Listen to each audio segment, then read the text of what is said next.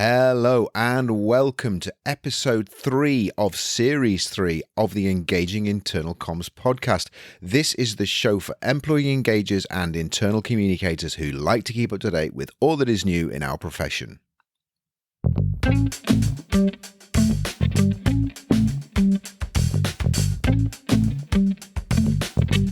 My name's Craig Smith from The Big Picture People. If you're listening to this in real time, if this is February 2022 for you, I hope you're well. I hope everything is returning to some sense of normality. I know across the world there are various different phases that we're going through still with regard to the pandemic, but I do see some green shoots of optimism coming out, certainly in the UK anyway at the moment. I hope it's similar wherever you're listening to this. So, coming up in the next episode of the show, just give you a little bit of a sneak peek, on the 1st of March, we have an interview with Dean Batson. Now, Dean Batson is out in the US, and Dean is going to be talking to us all about how we can help our leaders to walk the talk. I think during the pandemic, and regardless of the pandemic, I think the importance of leaders being there, being present, being authentic, and actually demonstrating through their actions and behaviors their commitment to our purpose, our values, our vision is really important. And Dean is going to be telling us all about that from his perspective. And then a fortnight after that, on the 15th of March, we have an interview which was originally a LinkedIn Live event, and that's all going to be about hopeful internal communications. So that's all in the context of how we build hope and optimism into our communications. Again, really important at the moment that we start to get people to get a sense of not unrealistic optimism, but some realistic expectations about how things are going to be panning out, but also some sense of optimism and direction for the future, a vision for the future, particularly as I said, as we come out of this horrible 2 years that we've all experienced. So that's what we've got coming up in the next two shows. Just two other things I just want to bring to your attention. Last time, certainly for the last couple of episodes, I've mentioned the fact that we are giving you an opportunity to complete a free diagnostic, and a lot of people have already taken us up on that, which is fantastic. We've got some really great response to that. We now have a shorter link, so a shorter URL, a shorter domain name for you to remember. It was a bit of a long one to try and remember, particularly if you're listening to this on the go. So if you want to fill in the pulse check, as it's called, it's a free diagnostic, 24 questions, takes you about 15 minutes to complete, but at the end of it you will get a very detailed report with your results, which will highlight to you the areas that you need to focus on, or the areas where you have opportunities for improving communications and engagement, particularly in terms of helping people to align people to your goals, your vision, your values, your strategy, and also to align in actions and behaviors around that. So that is the diagnostic. It's totally free. You fill it in. You will get a PDF sent through to you via email. Obviously, you'll need to give us your email address so we can send that to you, and that will come through pretty much straight away after you've finished it. So if you want to complete that diagnostic, as I say, completely free, you need to go across to pulse-check.co.uk. So that's pulse-check.co.uk, and that will take you to the pulse check where you can complete that diagnostic. As I said, really relatively quick and simple to complete, with a very detailed report at the end of it with some recommendations. And on the back of that, we'll get in touch with you after you've completed it. It's totally optional. You're not obliged to do this. We'll get in touch with you to offer you a free call with me or someone from my team who can go through your results with you and just have a chat about what it is you could do to maybe make some impact in some of the areas that you've identified. That is completely optional. You're not obliged to have that conversation with us, but again, it's totally free. So that's the pulse check. Just one other thing to bring to your attention, and then I'll let you listen to today's interview. We have another of our free events coming up on the 3rd of March. Which is a health and safety event. So if you're involved in health and safety, you're helping your colleagues communicate health and safety, or you're involved with an organization where health and safety is a real key priority for you at the moment, you might find this useful. The webinar is called Transforming Health and Safety Communications and Training. So basically what we're looking at is how can we make our health and safety training and communications a little bit more interesting, a little bit more exciting than the usual stuff that we put out when it comes to this particular topic, and how we can really get people people's hearts and minds. So that is on the 3rd of March. It's a free webinar. It's at 3:00 in the afternoon UK time. And if you want to book up, or if you know anyone who might be interested in booking up to that, if they send them across to our website, thebigpicturepeople.co.uk, on the top of the on our web page, on our homepage, or on every page, you'll see there is an events tab. If you click on events, it's the first event that is listed on the our upcoming events. There are events on there that might be of interest to you as well, but that's the next one that we've got coming up. You can get more information about the event and you can book via the link there, which will take you to Zoom. It's a Zoom webinar event that we are running. So that's the two things I just wanted to bring to your attention: the pulse check and the webinar that we're running on the 3rd of March. So I'll let you listen to today's interviewee. In this third series of the podcast, we're looking at organizational change, and particularly the role that we as internal communicators and employee gaugers have in driving organizational change and in driving transformational change within our organizations. I've worked with organizations that have been looking at transformational change for a number of years now, and one of the biggest challenges that they often face is how do we develop a sense of urgency within our organization? How do we help people to recognize that there is a need for change, that we need to look at different ways of doing what we've always done and to transform our working practices, our culture, our values, and whatever elements that they've decided are part of that transformation process. One of the issues I think that organizations face with this, though, is that we are often looking at this from the perspective of our own way of looking at the world, our leaders' way of looking at the world, which might be very much focused on the future of the organization, taking the organization forward. But as many of us know, as internal communicators and working in employee engagement and with people, is that not everybody universally in the organization is as enthusiastic about that change. And that's not because they're negative or because they're laggards. It's just because they're thinking of different things. They're thinking maybe of what is it that we're going to have to lose? Am I going to lose status? Am I going to lose something that I've maybe spent years of my career building up? And how is that going to impact on me? Which are all legitimate questions that as communicators, we need to be able to answer. So in today's interview, I wanted to bring in someone who could really help us to think about what are those different perspectives that we have to be mindful of within the organization, those different ways of looking at the same situation that might mean that we have to adjust our tone, our content, and the way that we communicate to the different audiences that we have within our organization. Well, I'm sure we're all familiar with segmentation of different groups and different communications, but this is applying a more scientific approach. So my interviewee today is going to share with us 25 years of experience of really looking at the language patterns and also the way that we think about different mindsets within the organization that we're communicating to, and put this together into a really impressive body of work. So some of the terminology that you'll be hearing about is maybe some of the language that we may not always use as internal communicators, but it's very accessible. And if you think about it and spend some time really thinking about the people you know who you work with in your organization, how they fit into these different ways of thinking and looking at change, I'm sure you'll start to see that actually this is a really powerful way of being able to adapt and transform the way that we communicate with our people. So let's go on to the interview itself. My guest in today's interview is John Furey. John is the founder of the MindTime Foundation. John has spent the last 25 years developing MindTime, which is a revolutionary framework of human perception and thinking. This work has been done in conjunction with scientists, academics, thought leaders, psychologists, management experts, and designers.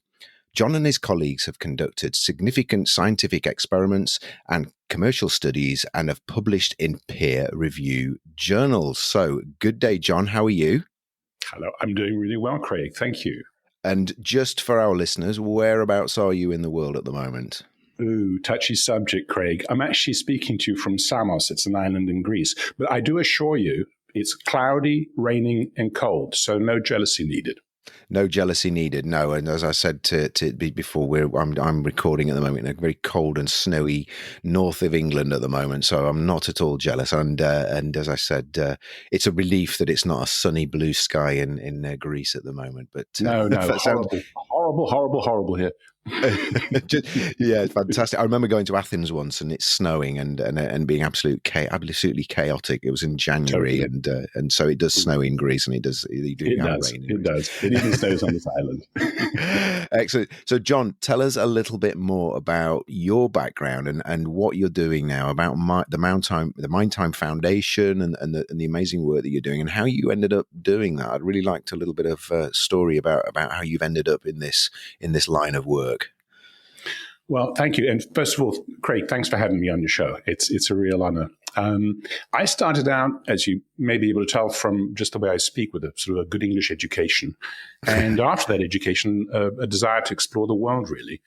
And I spent 4 years of my early 20s in Africa. And as I was leaving there in 1986, I was on my way to America then. I decided that was the next stop.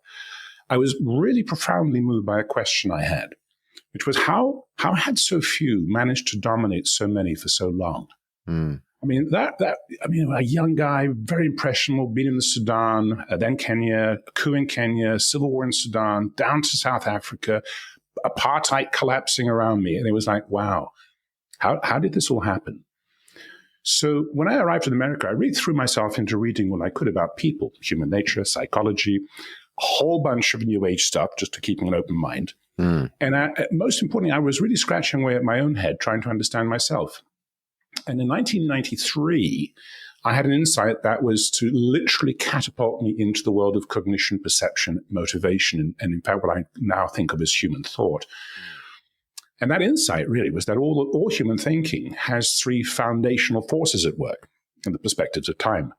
And that was the genesis of MindTime, as you can probably tell from the name MindTime. So what's funny now is I look back, it really shouldn't have been a surprise at the time, because the framework of thought is, after all, called temporality.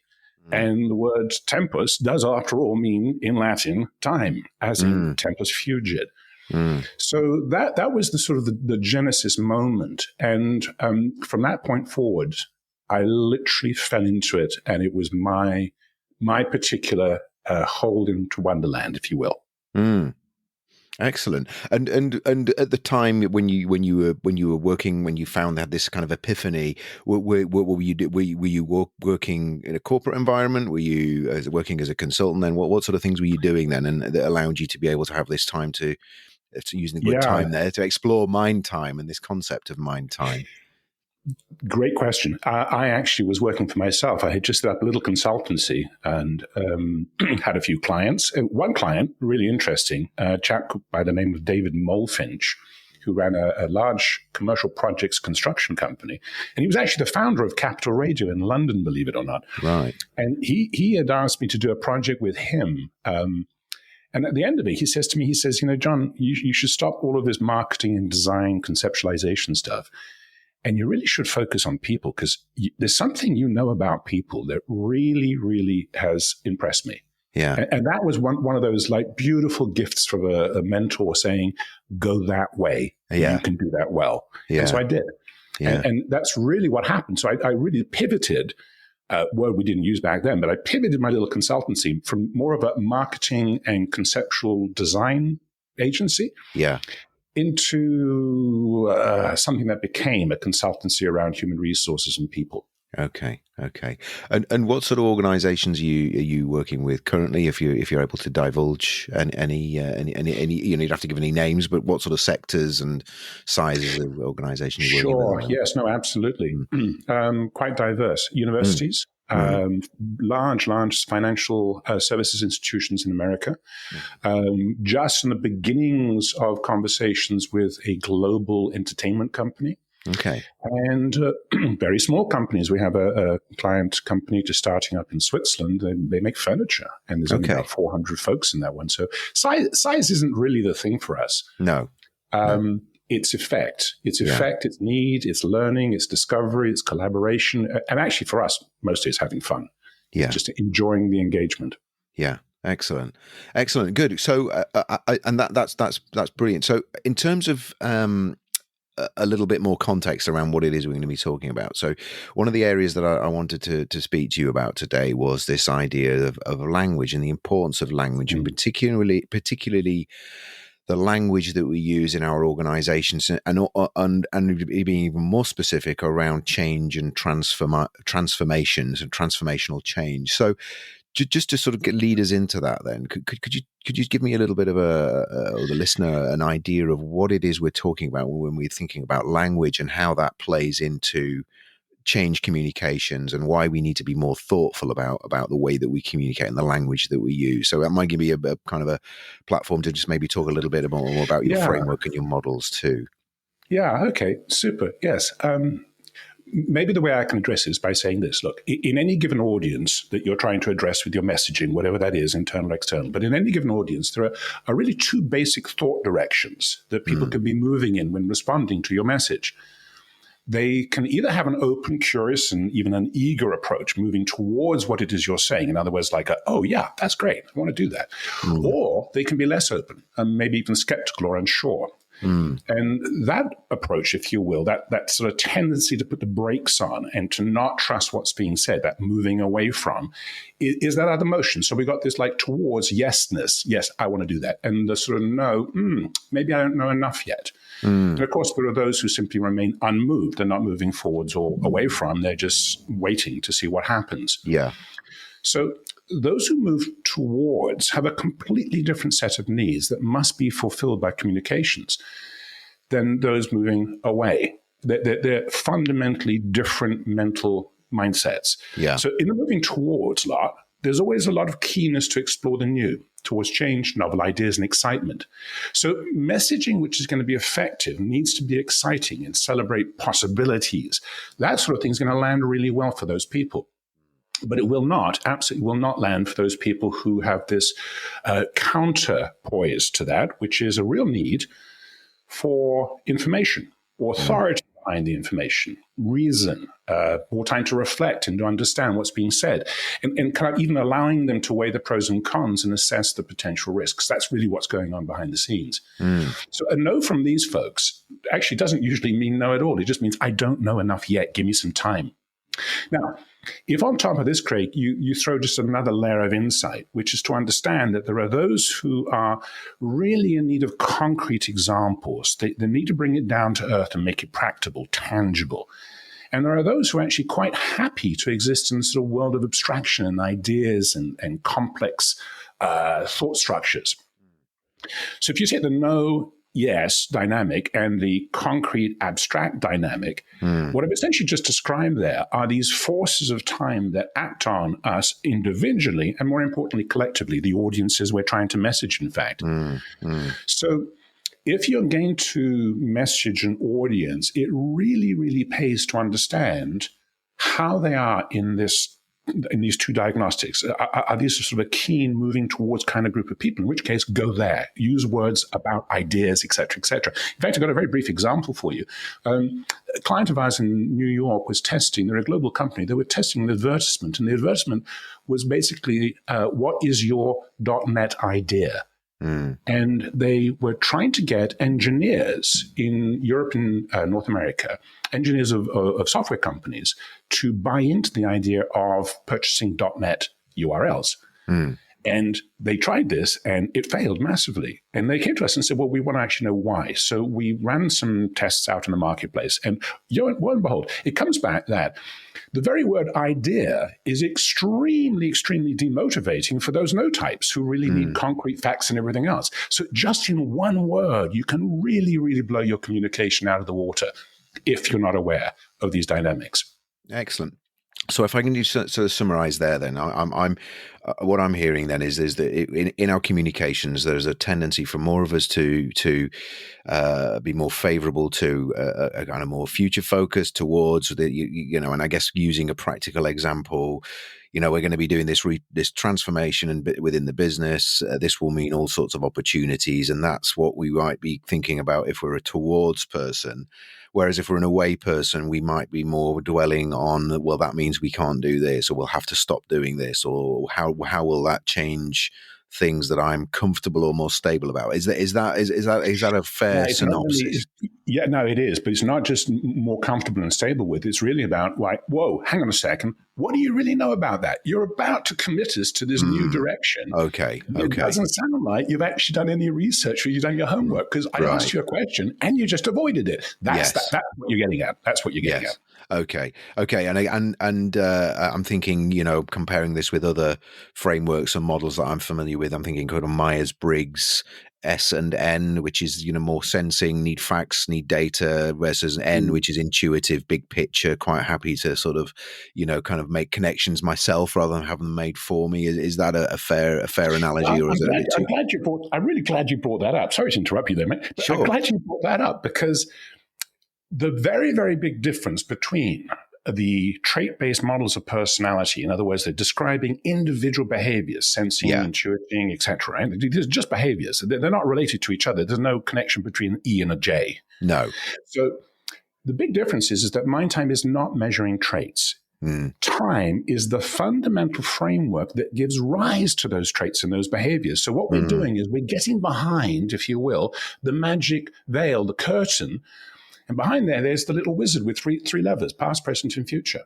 And depending on the mix of those three things, it actually generates all of the behaviors you see in personality-based indices and assessments. Yeah. So this is another level down into the human psyche, and a much, much simpler and more applicable, practical one for all intents and purposes. Yeah. Okay. No, thank you for that. And then I guess the premise is, behind your model then, is that within organizations, within cultures, within organizations, there are populations with different patterns of preferences for these different aspects, and I guess what is it fair to say that no one individual, I guess some of it is context specific. I might be towards in something in one area, but maybe a little bit more away from in another because of just my own personal experiences and background, or is it that it tends to actually be It's not actually context specific. Let me give you a very, very small example. Yeah. So I would be considered on the introvert-extrovert scale, which is part of the NEO, the Big Five.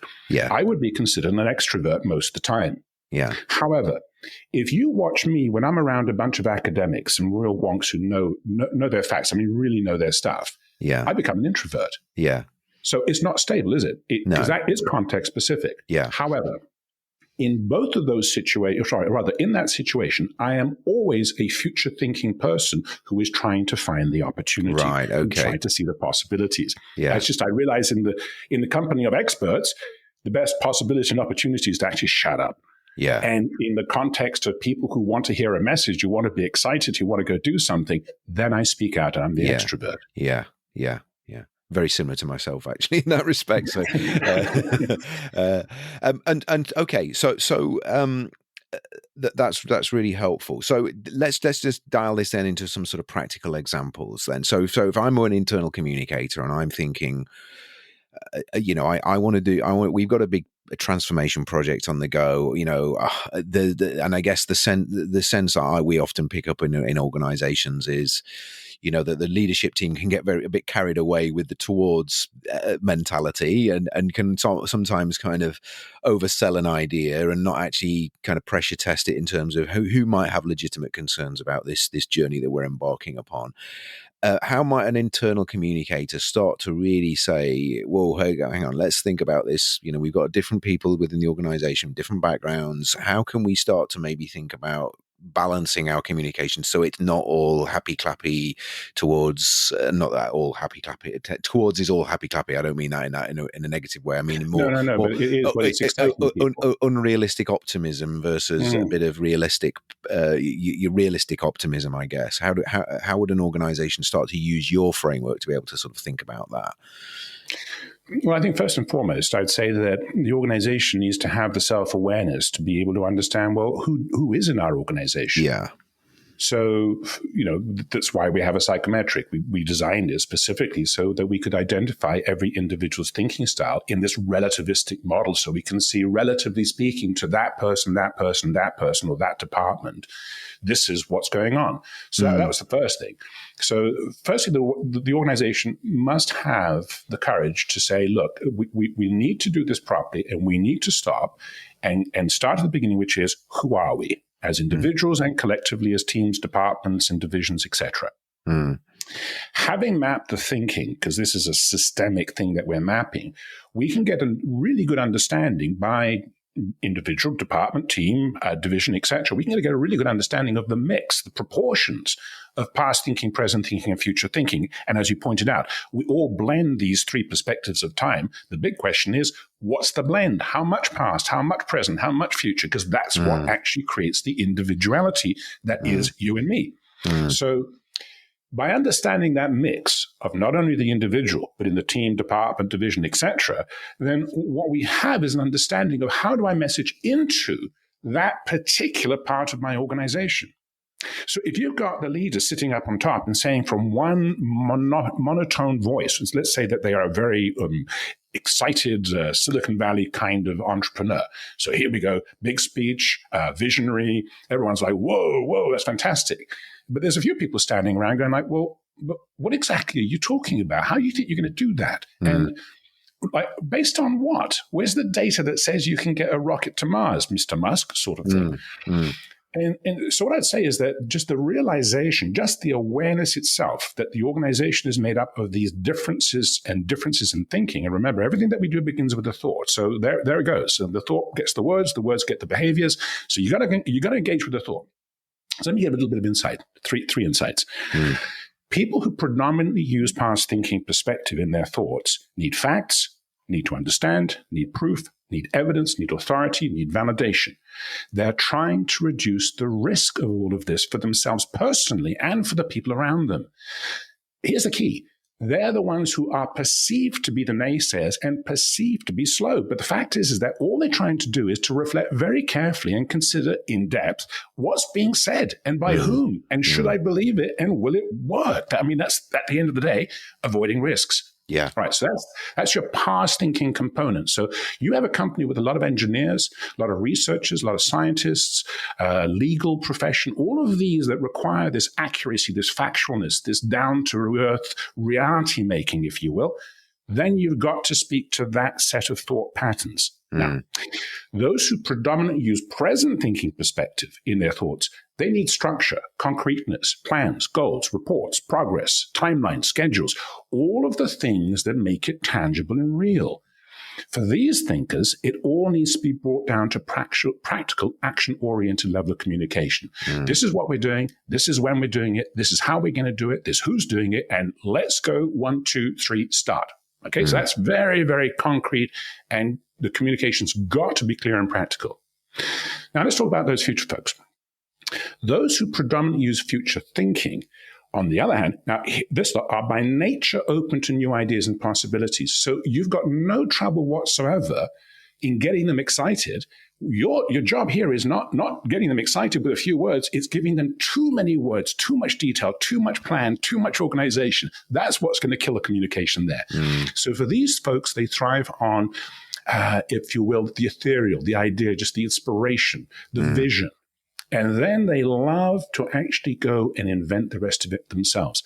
They're very challenge-oriented in the sense. That's what motivates them. And they're problem solvers by nature. In fact, Edward de Bono called these guys the lateral thinkers. And they're not concerned with messy details. They really just want the bottom line and then to be allowed to go and play and experiment. So you're a communicator and you understand this, and you've got a sense by team, department, division, etc., of your organization. You can tailor not only the tempo of the message, the timbre, the depth, the expansiveness of the message, but also the specific words that you use in your messaging. Like, don't use the word idea with past thinkers. Don't use the word research with future thinkers. Try not with present thinkers to say, don't know when we're doing this sort of thing. Is this making some sense? Yes, absolutely. Yeah. And I guess from a pragmatic perspective, I'm thinking, so would we have 3 different types of communications, or would we blend these 3 different? Because I guess if you're saying, idea would immediately, potentially phase someone who was maybe more past thinking and therefore in fact might kind of overly constrain someone who's a future thinker, would it be a case that we would have to differentiate our communications for each of those three audiences and only serve it to them in the way they want it, or that we would blend that those different messages within the same communication? I guess it's, again, that might be context specific. Yes. Yeah. No, it's a great question, because really, I mean, which path do you go down? So the path of blending them together ends up looking a little bit like democracy. Yeah. Nobody ever is fully satisfied with what they get. Yeah. Yeah. Never fully satisfied. So in other words, it's a watered down version of what's good for everybody, but no one gets the full go. On the other hand, this individuated or individualized or targeted messaging, if you're set up for it, and most modern organizations are, quite frankly, I mean, we're using digital communications all of the time. So if you're set up for it, I'd go for that one every single time and not be lazy, because the difference in effect, in engagement, literally reaching them, convincing them and getting them to action is so, so big that to ignore it is it's really to tie your legs together and hobble your efforts. And from your experience with this, because again, I mean, without making any crass assumptions, do you tend to find that leadership teams are by their nature maybe more future focused, and that then sometimes it's more of a challenge to educate them to sort of think about the language that they're using and the mindset that they've adopted, and not assume that everybody in the organization is as sort of future thinking as they are? Is that a challenge that you sometimes face in organizations? Yes. Craig, I think we have to be realistic and understand, because organizations is an all-encompassing word. So if we're talking about the NHS, I'd go, no. I don't think the NHS is necessarily led by very future-thinking types. I concur, yeah. On the other hand, if you're thinking about Tesla, yeah, very, very modern, very, very avant-garde. So Richard Branson's companies, absolutely. Very future thinking. Yeah. So it really depends on the domain. Put it this way, the more authority an organization seems to have, perceptual authority, in the marketplace, the more likely that organization is to have leadership which is more past thinking. Does that make sense? Yeah. Because the culture, you can see from the outside, you can go, anything that Richard Branson sort of touches looks futuristic in the sense of mental, temporal domain. It's sort of like, wow, it's all go, go, go, literally his words. Whilst if you listen to Sir, and I forget his name, NHS, you do not get the sense of someone who's flighty or just going like, "Ooh, it's Mars, let's send a rocket there." Yeah. This is a person who's pragmatic, down-to-earth, science-driven, data-driven, and making very, very, very big decisions that have huge, huge consequences for lots and lots of people. Yeah. Thank God. Thank God they're not the future thinkers. Absolutely, yeah. I always, when I sometimes run workshops and we do talk about optimism and pessimism, and the immediate assumption is that pessimistic people are, and as you kind of, I know we're not talking about that here, but people can be seen as like, laggards and dragging us back, and optimistic is seen as a positive trait. But I always say, would you rather have a pessimistic or an optimistic pilot flying your plane? I know I would choose. You're so right. And, I think we live in a very strange times, because, a few years ago when I was growing up, I think we lived in a much more pessimistic oriented, and let's call it skeptical, let's call it judicious, let's call it balanced, weighing the pros and cons, cautious, all of those leading up to this sort of like skepticism, but it was sound leadership. It was sound leadership in that sense. Yeah. And we culturally have moved to this sort of cult of CEOs, and we've moved to this cult of organizations. Yeah. I mean, business was not exactly highly regarded back in the 60s and 70s as I was growing up. It was one of like, oh, you're going to be a businessman? Yeah.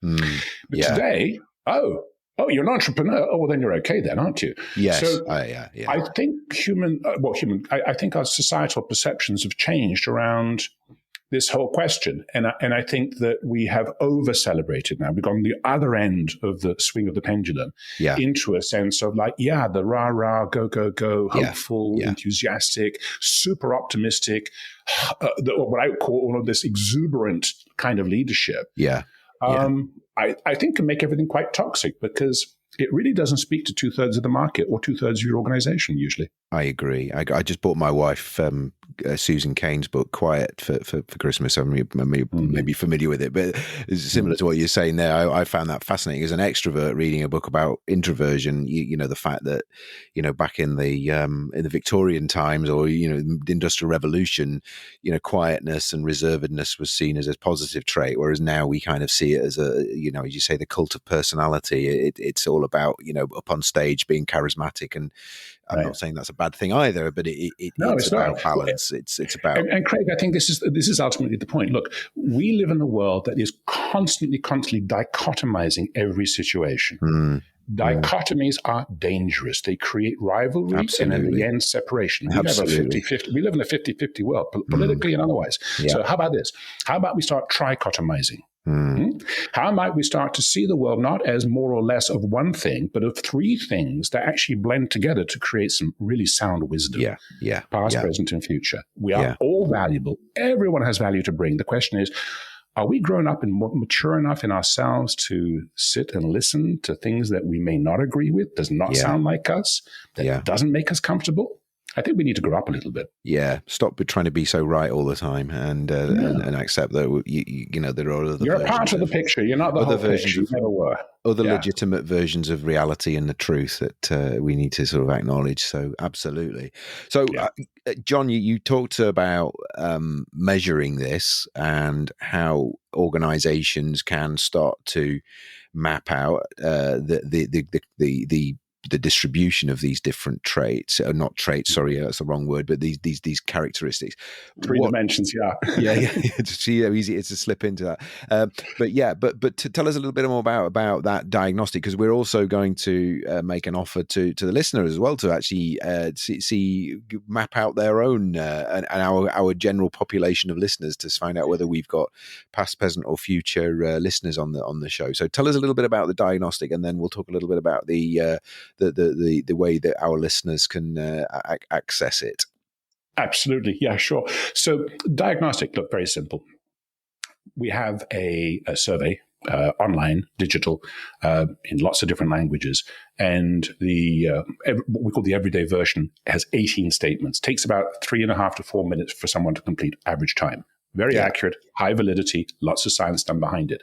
We do, just by the way, if you're a university listening to this, a university professor or a university leader, and you want to use this, we also have the scientific version of it, which has 45 statements, and it is quintessentially accurate. It's beautiful, but not necessary to burden people with that length of an assessment day to day. So we will be giving, as you said, a URL, and listeners can go and ask their friends as well to take the survey, and you get a lovely report, because the report's not just sort of like a 16 personalities. Look, we can talk to you because you're an extrovert, so we'll talk about extroverts. You're this, there, we'll talk about that.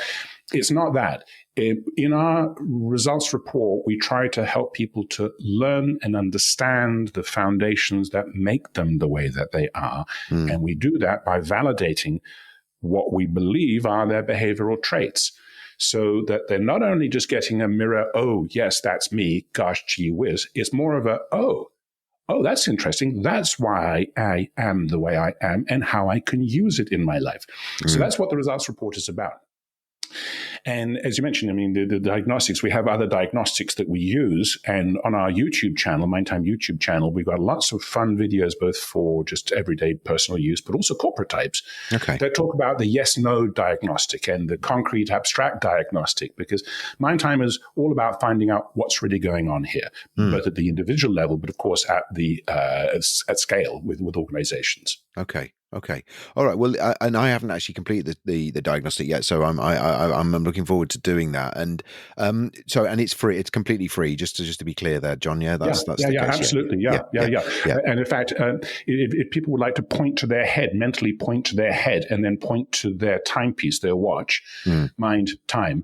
Well, that's it. That's what you have to remember. Point your head, point to your wrist, and mindtime.com is the URL that you go to do this. Okay, and we'll pop that into the show notes, which you can get on our website, thebigpicturepeople.co.uk, on this particular episode, and you can access the show notes, and we'll put the URL in there if you are listening to this while you're out and about, and you can find it through there. So that's fantastic. And that, just so again, John, just to be clear on that will give them an individual diagnostic, and then what we're going to do is, depending on how many responses we get, we might put together a little report that we can send out in our newsletter to our listeners, giving them a kind of a breakdown of who's listening to the show and what their preferences are, in that respect. Yeah, and Craig, we're going to do something a little bit fun, because what we're doing, we're going to add 4 or 5 little poll items to the diagnostic, which really explore individuals' attitudes towards change. Yes. So when we got some folks taking this, we do need to have a few takers so we get something which is statistically significant. But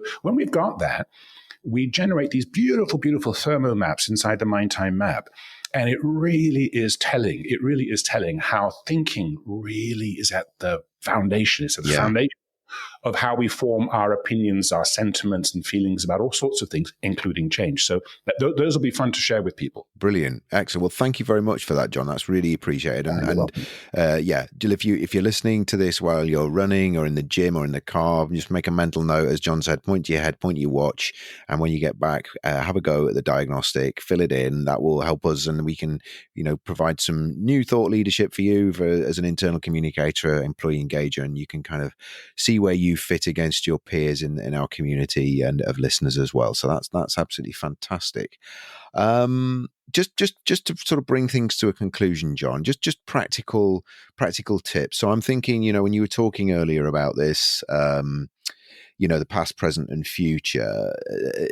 Just to think how and you did say there that as internal communicators, we do need to probably differentiate those to our audiences and not just kind of give them a kind of vanilla communication that's got a little bit of everything in there. Just some practical tips. So if I'm working in a big organization, I've got various tools at my disposal, Yammer, Microsoft Teams, and email, and other things, but also we may have a more kind of face-to-face, kind of get together, a more organic way of communicating as well. What might I do once I've got some of these insights into my organization, and also maybe my own bias, perhaps, which I think is be a useful way of thinking about this, is how can I then think to say, okay, what can I do practically in order to make sure that I'm embracing this idea and making sure that we're taking our people with us in whatever frame of mind, or whether they're past, present, or future thinkers, we're kind of inclusive and taking everybody on the same journey. I think what comes to mind for me, Craig, is this. If we're serious about what we're doing, and I believe that your listeners are as serious as anybody about what they're doing, and they want to engage people, they want to communicate effectively, and they want to help change happen in an effective way. So if we are, we can't just sort of tip our head or nod ourselves head to like, oh, we did that, check box. I looked at my text. It should be okay. I think what we can do is really hone the mental muscle of awareness that allows us to write more intuitively to the audience we're trying to reach, no matter which of the mediums we're using, whether it's face-to-face or written communication or on our broadcasts or our podcasts. We can really start to think and be very mindful of the words that we're choosing and the impact that they may have. I really think it behooves us to slow ourselves down just a little bit and to check what we're about to say, not just the sentiment, but the literal words we're going to use to see, will those land for the people I'm trying to reach? And this is the mental muscle.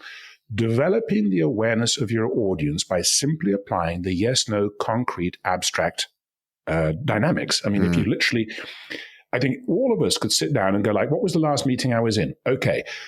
Who do I feel in that meeting would be likely to be on the no, I need to know more information side of the equation? And who would be on the yes? All right. Start there. Because if you can start to register that about the people around you that you know, friends, family, colleagues, etc., if you can start to develop this mental muscle, very quickly, you're going to go like, ooh, this communication is primarily for the engineers doing the software patches for the new telecom system. That should tell me something. Yeah. That should tell me something. And in fact, it can tell you that what you need to do is to entirely configure your mental thoughts. And you mentioned a very good word just now, bias, personal bias. Look, a communicator is a thinking being. When I was working with the internal communicators at Federal Express in Memphis in the United States, it was probably the biggest aha moment. And these are good professionals. These are really great professionals at what they do. But it was a big aha moment when they learned of their own thinking style and how it appeared in the stylization of their writing, in the words that they would choose to use. And that was like whoa, we need to take a step back. The first filter, the first thing we need to do is a diagnostic on ourselves.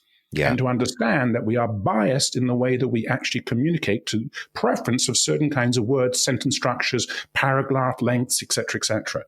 So this is, if you want to get really good at this, of course, it's going to take some practice. But if you want to taste it, you can do it tomorrow morning. This is not rocket science. This is very, very straightforward human communications, but with a scientifically proven model behind it. Yeah, definitely. I mean, we did to work with some game designers a few years ago, and one of the things you've got to be very careful of when you're designing games is this thing called self-hugging, which is, you design games you would like to play yourself, but not necessarily anybody else would like to. And it's very, and again, it's that being aware of your own. We all do it, don't we? We kind of communicate. Yeah, it's almost like if you like your own writing, probably not writing for anybody else. Exactly. Yeah, absolutely. Well, look, John, that's been really, really insightful, and I really like this. It kind of correlates with a lot of my own experience. It's a different way of looking at it, but my experience of change, and particularly around the fact that not everybody in organizations is as enthusiastic about things as you are for legitimate reasons, because they're and I've heard this sort of in other forms before, in terms of other ways of presenting it. But I really like this idea of yes, no, abstract, concrete, and what I'll do is, you mentioned your YouTube channel, so I'll put a link into the show notes. I'll put a link in for your LinkedIn profile, which I assume is okay for people who want to reach out to you directly. Yeah, I'll put a link we'll get the link for your YouTube channel. Is there any other resources that you'd like to, other than the diagnostic that we're going to make available to the listeners? Anything else that you'd like me to point to? Yeah, actually, there is. There's one other little thing. We're having a lot of fun creating a self-guided team experience where they can apply these yes-no dynamic and the concrete abstract. In fact, there's another two, missing link and vital link, which are really, really important. Yeah. So we're in the process of creating an automated team building experience, and an automated, self-directed, I meant. Okay. And what I am doing in the meantime to test some of this content and to have some fun, and frankly, to also to just practice the content, is we're inviting some teams, a limited number of teams, to actually have me do a 90-minute webinar. Okay. To actually take them through these 4 diagnostics. So I'm going to put a link in there for everybody that they can go and read. There's a little PDF flyer that we put up, it talks about thinking in sync, and how do we get in sync with each other. And so that's another one of the resources we can put up. Splendid. And by the way, the website's got lots of science papers. It's got lots and lots of stuff at mindtime.com. It's rich. Okay, well, we'll put a link into that as well, and then people can. Our listeners are a lot of them, I think, are like to accumulate ideas, tips, the bits of resources and that sort of thing. So it's always useful, I think, if we can give them more than they may be able to consume, so they can choose which of those they want to have a look at. So we'll put those links into the show notes as well, John, as well as the link to the survey as well that you very kindly offered to make available. So that's been absolutely brilliant, John. I've really enjoyed talking to you. It's been really insightful. I think we've got a really different perspective, because we've covered lots of things on the podcast over the years, and a lot of it can be very much, the sort of, tips and techniques around using particular platforms and that sort of thing. But to come at this from a really scientific and humanistic way, I think is really, really useful. And particularly when we're talking about change and how we need to really tune our language into what people want to hear and need to hear in order to be able to them to buy into our change narrative. I think it's really useful, John. So I'm really grateful. Craig, it's been my absolute pleasure. And I've just had my producer actually sort of flag something, which was at mindtime.com/thebigpicturepeople. Yeah. Actually, that's where the survey is going to be. So that's where it will be. if people are like on their bike right now or in their car and just listening to this and got nothing to write it down on, mindtime.com/the big picture people will get you there. Wonderful. It's always good to have a simple URL. Yeah. Couldn't get simpler.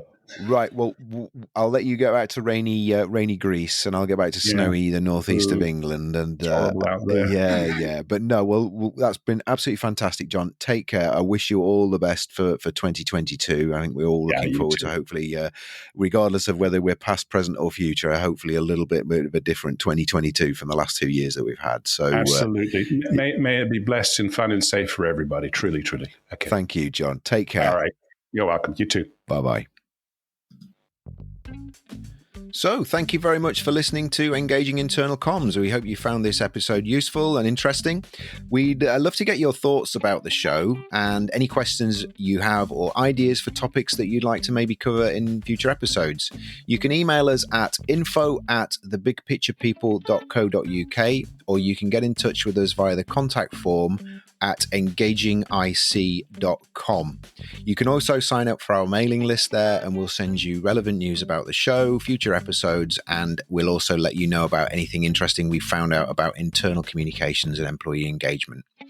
If you like the show and you haven't already done so, please subscribe to it via your podcast service. And you can also subscribe via the links on our podcast page, which again is engagingic.com.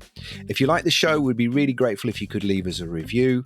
And if you know anyone else who might be interested in the show or might benefit from it, please let them know. Please share it with them and share them with them the links to the show and engagingic.com. Thank you very much.